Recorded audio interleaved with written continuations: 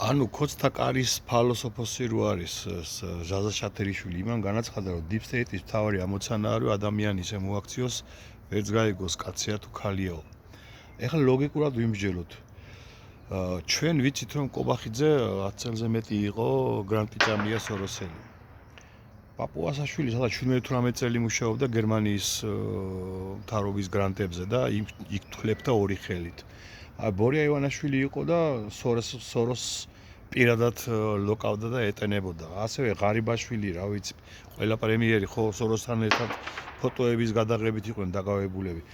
შემდეგ მათვე განაცხადეს, რომ გახარია პრემიერად იმა deep state-მა დაგვანიშნინაო. ანუ თქვენ წარმოგიდგენიათ ახლა ეს ყველა ვინ ჩამოთვალე. რა უბედურ დღეში იყვნენ, როცა იცოდნენ რომ არც კაცი იყვნენ და არც ქალი იყო, უბრალოდ არ იცოდნენ კაცები იყვნენ თუ ქალები იყვნენ და ეს ხალხი დღეს ყავს ეგრეთ წოდებულ ხელისუფლებაში, რომლებმაც deep state-ის გამო წლების განმავლობაში არ იცოდნენ კაცები იყვნენ თუ ქალები იყვნენ. ვავა. ვავა დედა.